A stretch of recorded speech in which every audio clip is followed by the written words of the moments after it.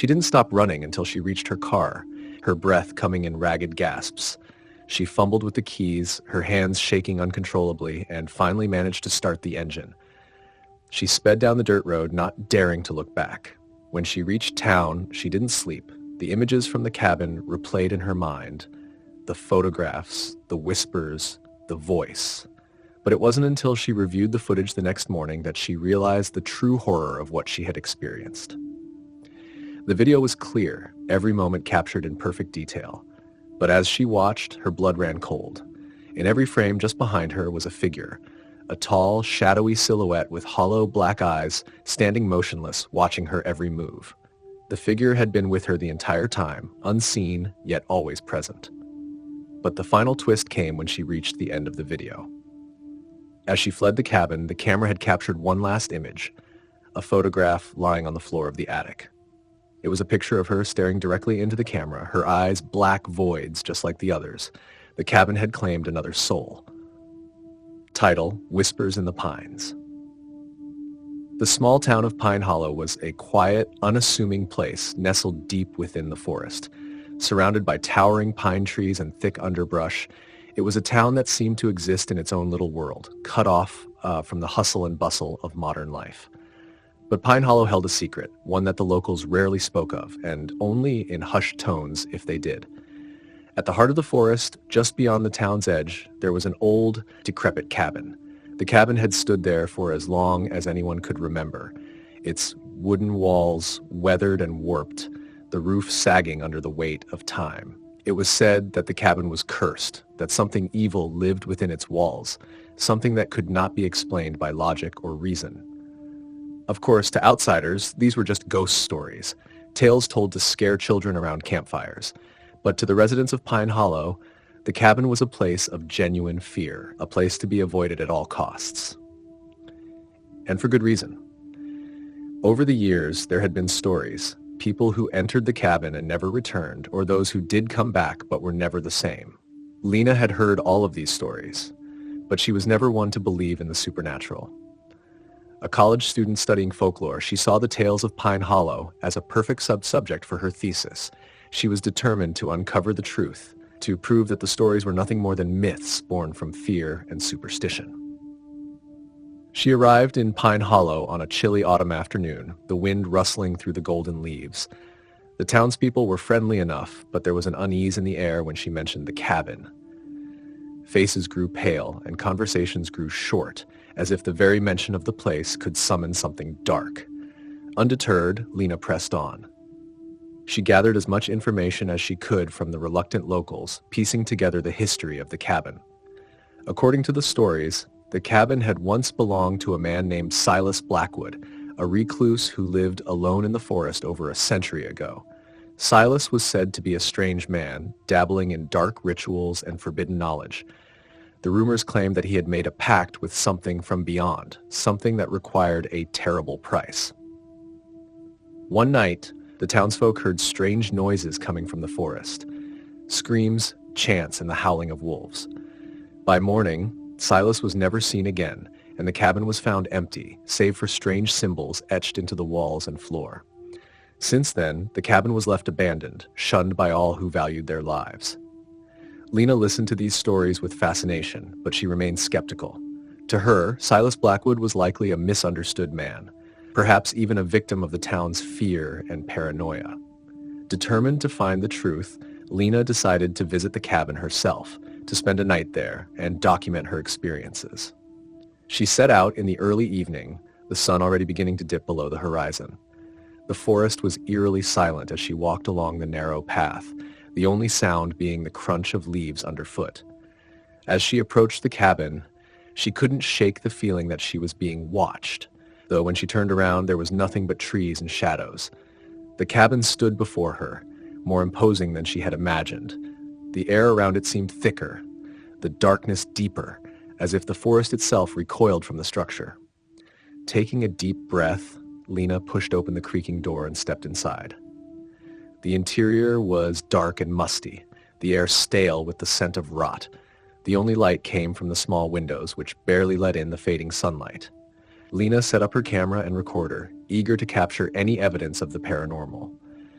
She was calm, her scientific mind dismissing the ominous atmosphere as nothing more than nerves.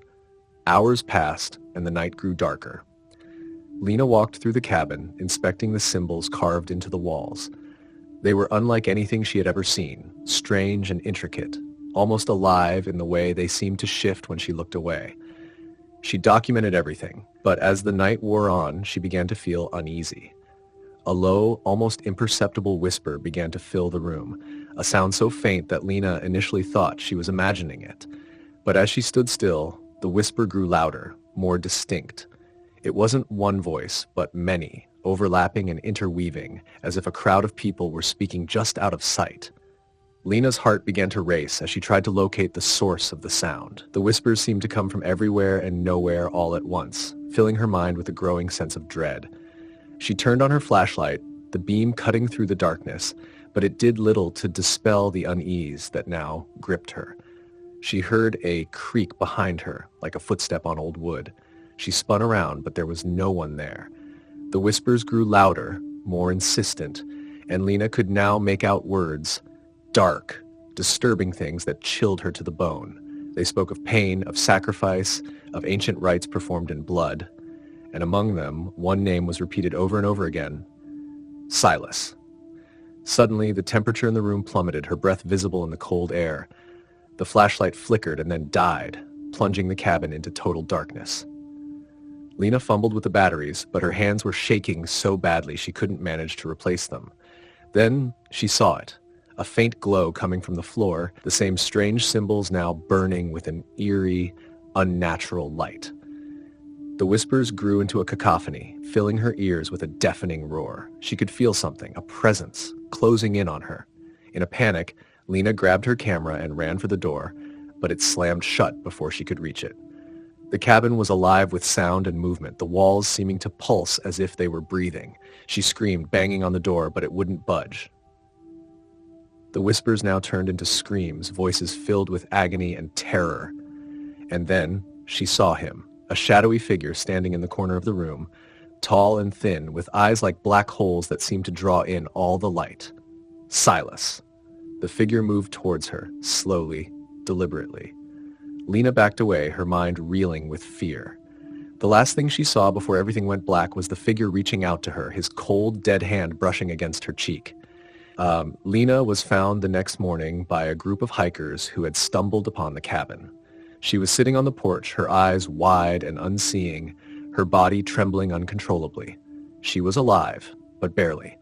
The locals never spoke of what happened to her, but the cabin was once again abandoned, its door nailed shut.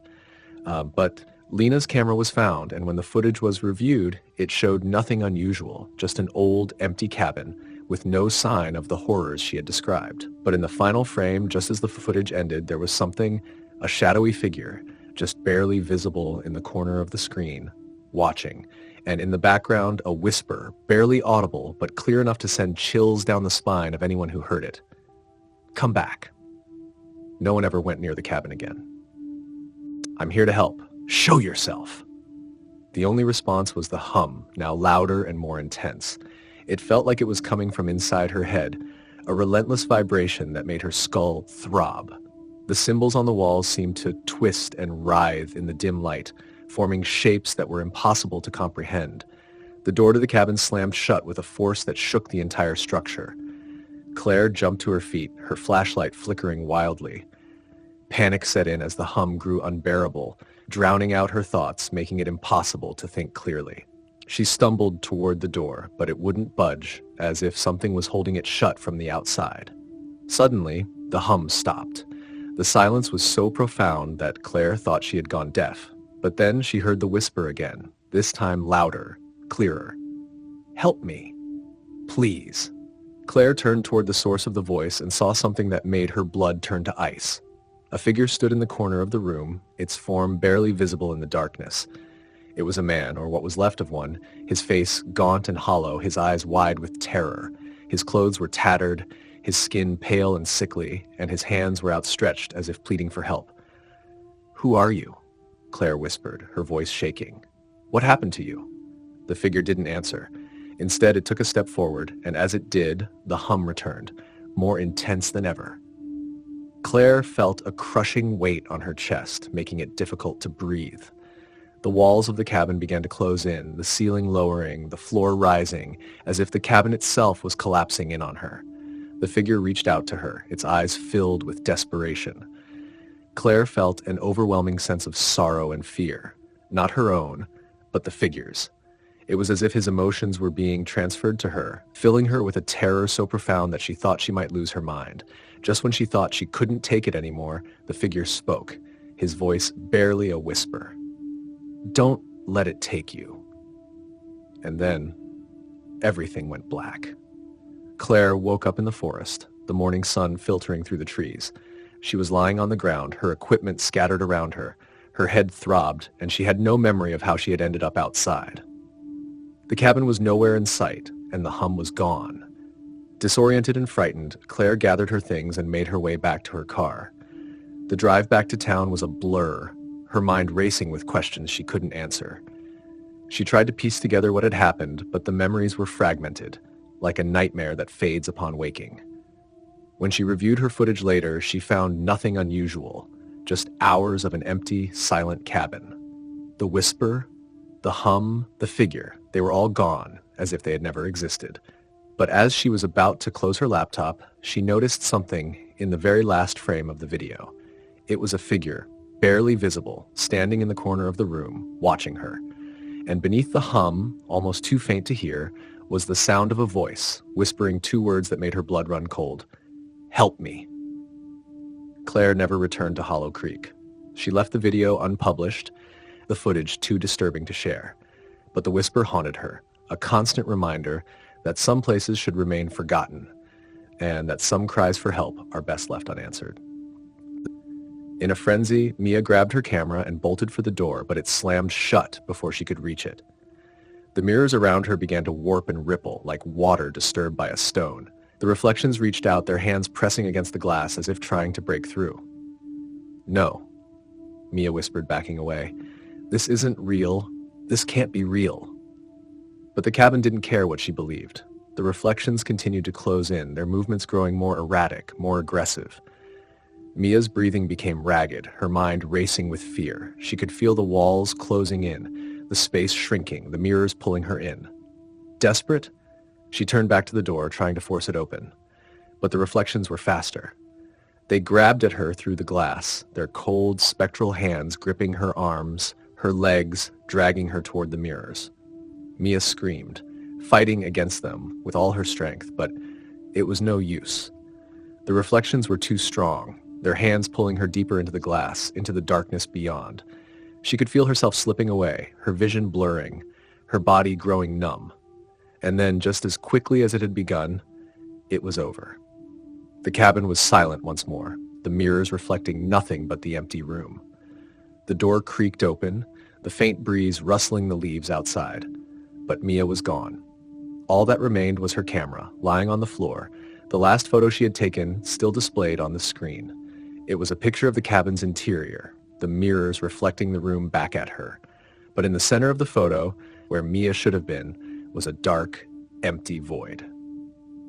Weeks passed before anyone ventured into the forest to look for Mia. When they finally found the cabin, it was abandoned, just as it had always been. The townspeople who dared to enter found nothing but dust and silence. Mia's camera was gone, and the mirrors were cracked and broken as if something had tried to escape from within. But as they turned to leave, one of the men caught a glimpse of something in the shattered glass.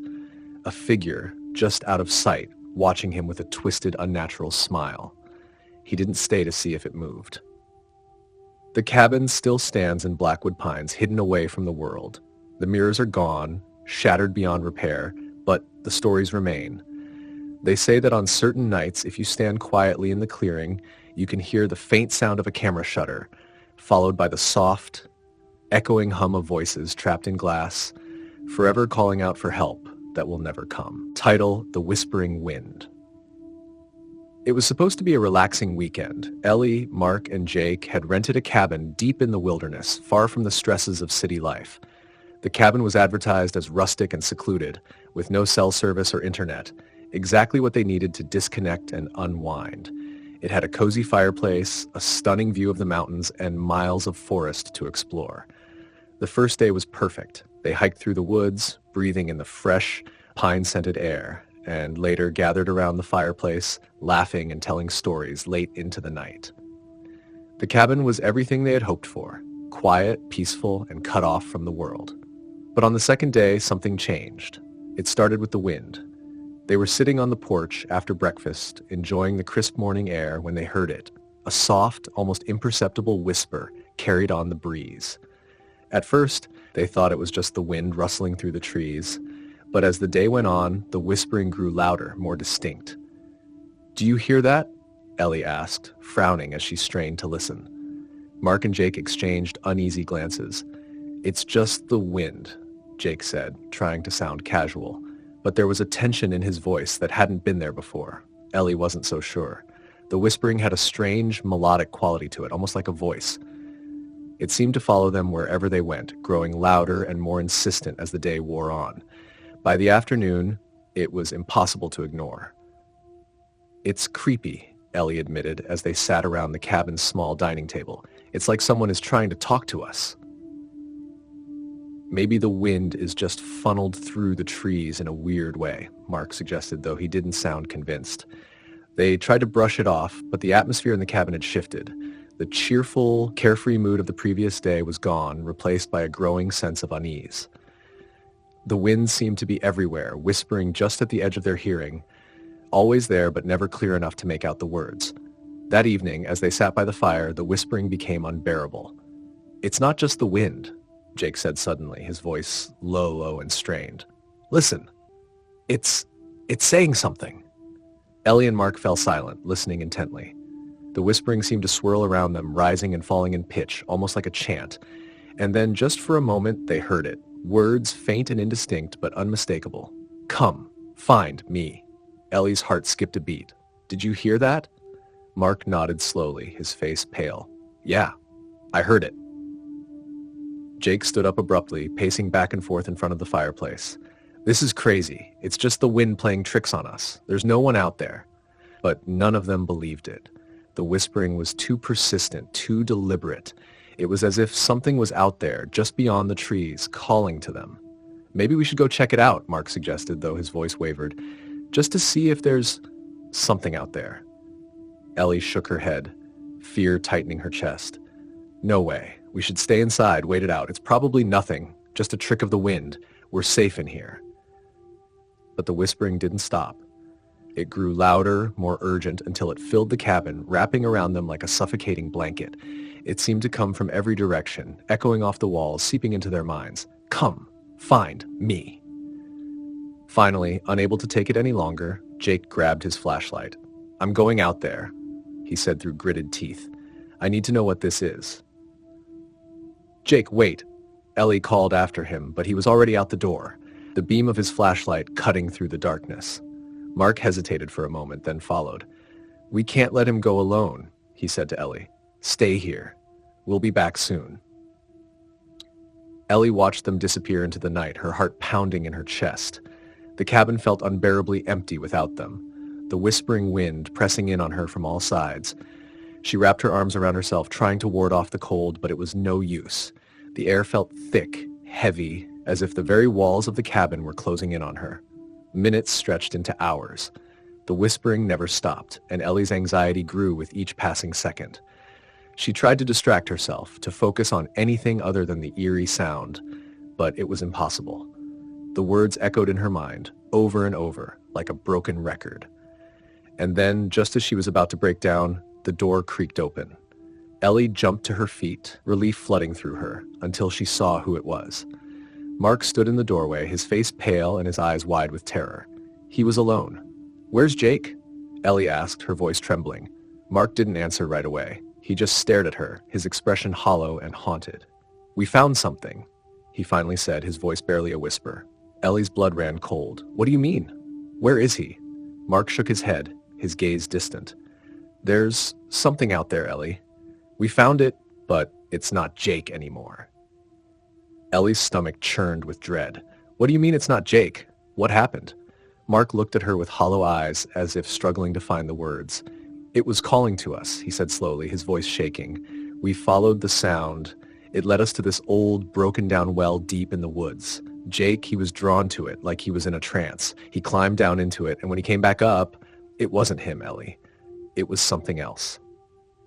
Ellie backed away, her mind racing. What do you mean it wasn't him? Where is he now? Mark shook his head again, his expression pained. He told me to run, to get away from him, but I couldn't. He broke off, his voice choked with emotion. He's still out there, Ellie, but whatever came back up from that well, it's not Jake. Suddenly, the wind outside picked up, howling through the trees with a ferocity that rattled the windows. The whispering grew louder, more urgent, filling the cabin with its sinister chant. Come, find me.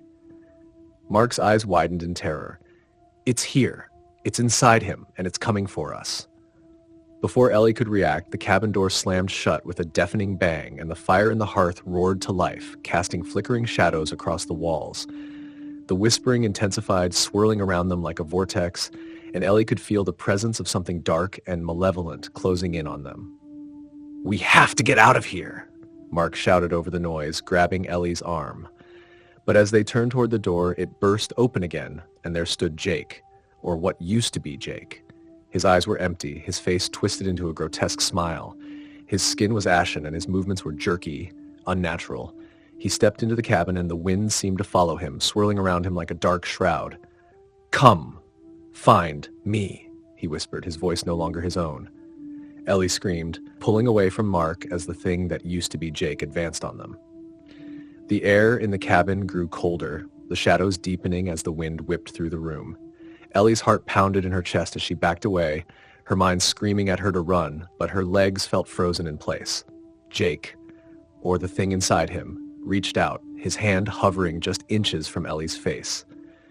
She could feel the icy cold radiating from him, sapping the warmth from her body. The whispering filled her mind, drowning out all thought, all reason.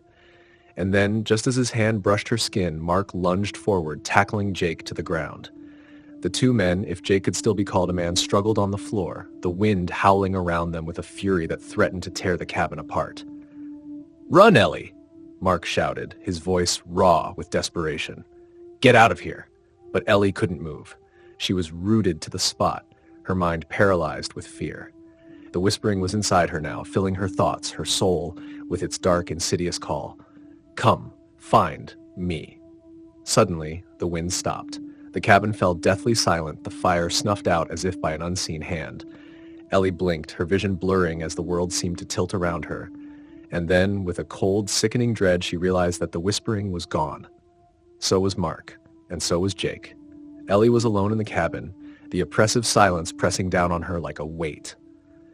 The door stood wide open, the forest beyond eerily still, as if nothing had ever disturbed its peace. But Ellie knew better. She could feel it, lurking just beyond the edge of the trees, waiting for her to make a move. The whispering might have stopped, but the call had not. It was still there, deep inside her mind, drawing her toward the darkness that had claimed her friends. Ellie slowly